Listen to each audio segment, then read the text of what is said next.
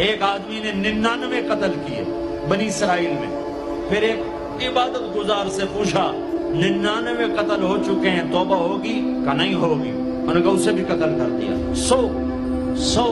پھر ایک عالم سے پوچھا 100 قتل کیے ہیں، توبہ ہوگی؟ کہ بیٹا کیوں نہیں ہوگی، لیکن ایک شرط ہے، توبہ پکی ہو. یہ شہر گندا ہے، یہ چھوڑ دے. وہ شہر نیک لوگوں کا ہے، وہاں جا کے آباد ہو جا. معاف کہنے کہ مجھے معافی مل جائے میں ہر سے چھوڑ دوں گا. اپنا بوریا بستر اٹھایا اور چل پڑا.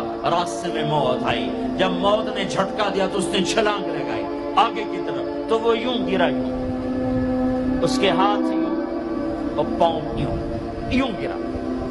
تو اللہ تعالیٰ نے یہ قصہ ہم تک پہنچانے کے لیے دونوں فرشتوں کو چھٹی دے دی. جنت کا فرشتہ بھی آ گیا، دوزخ کا بھی آ گیا. دوزخ کا فرشتہ کہنے لگا ہمارا مجرم ہم لے جائیں گے. جنت کا فرشتہ ہمارا مہمان ہم لے جائیں گے. جہنم کا فرشتہ توبہ نہیں کی ہمارا مجرم ہم لے جائیں گے. جنت کا فرشتہ ہمارا مہمان توبہ کر چکا ہے، گھر سے نکل پڑا ہے، ہم لے جائیں گے. جہنم کا فرشتہ ابھی اس بستی میں پہنچا نہیں ہے، ہمارا مجرم ہے. جنت کا فرشتہ پہنچنا ضروری نہیں ہے، نیت ضروری ہے. تو اللہ نے تیسرا فرشتہ بھیجا، جاؤ بھائی ان میں فیصلہ کرو. کیا فیصلہ کرو؟ یہ اس کی میت پڑی ہوئی ہے، یہ نیک لوگوں کی بستی ہے، یہ اس کی اپنی بستی ہے. فاصلہ ناپو، اگر اپنے گھر کے قریب ہے تو جہنم والے لے جاؤ، اگر نیک لوگوں کے گھر بستی کے قریب ہے جنت والے لے جاؤ. یہ یہاں گرا پڑا تھا، گھر کے قریب تھا اور نیک لوگوں کی بستی سے دور تھا.